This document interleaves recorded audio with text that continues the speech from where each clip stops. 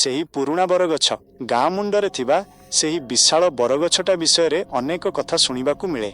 କୁହାଯାଏ ସୂର୍ଯ୍ୟ ବୁଡ଼ିଗଲା ପରେ ସେହି ବାଟ ଦେଇ କେହି ଏକାକୀ ଯାଆନ୍ତି ନାହିଁ। କିନ୍ତୁ ଅଜୟ ଏସବୁ କଥାକୁ ବିଶ୍ୱାସ କରେନି। ସେ ଜଣେ ସହରୀ ପିଲା, ପଢ଼ା ଶେଷ କରି କିଛି ଦିନ ପାଇଁ ନିଜ ଗାଁକୁ ଆସିଥାଏ।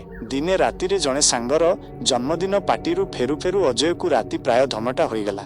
ଚାରିଆଡ଼େ ନିଶବ୍ଦ, କେବଳ ଝିଙ୍କାରୀର ଶବ୍ଦ ଶୁଭୁଥାଏ। ଯେତେବେଳେ ସେ ସେହି ପୁରୁଣା ବରଗଛ ପାଖରେ ପହଞ୍ଚିଲା, ହଠାତ୍ ତାକୁ ଅନୁଭବ ହେଲା ଯେମିତି କେହି ଜଣେ ତା ପଛେ ପଛେ ଚାଲୁଛି। ସେ ପଛକୁ ଚାହିଁଲା, କିନ୍ତୁ କେହି ନଥିଲେ। ସେ ପୁଣି ଚାଲିବାକୁ ଆରମ୍ଭ କଲା। ଏଥର ତାକୁ କୌଣସି ଜଣେ ସ୍ତ୍ରୀ ଲୋକର କାନ୍ଦଣା ଶବ୍ଦ ଶୁଭିଲା।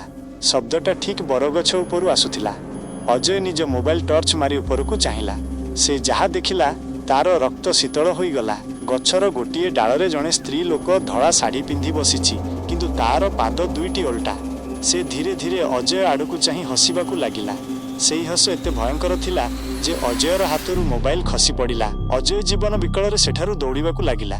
ସେ ନିଜ ଘର କବାଟ ପାଖରେ ପହଞ୍ଚି ଜୋରରେ କବାଟ ବାଡ଼େଇଲା। ତାର ଜେଜେମା କବାଟ ଖୋଲିଲେ। ଅଜୟ ହଇରାଣ ହୋଇ ସବୁ କଥା କହିଲା। ଜେଜେମା ଧୀରେ କରି ହସିଲେ ଏବଂ କହିଲେ, ସେ କ'ଣ ଏମିତି ଦେଖାଯାଉଥିଲା କି? ଏତିକି କହି ଜେଜେମା ଯେତେବେଳେ ନିଜ ମୁହଁ ଉପରକୁ କଲେ, ଅଜୟ ଦେଖିଲା ଜେଜେମାଙ୍କ ଆଖି ସମ୍ପୂର୍ଣ୍ଣ ଧଳା ଏବଂ ତାଙ୍କ ପାଦ ମଧ୍ୟ ଓଲଟା।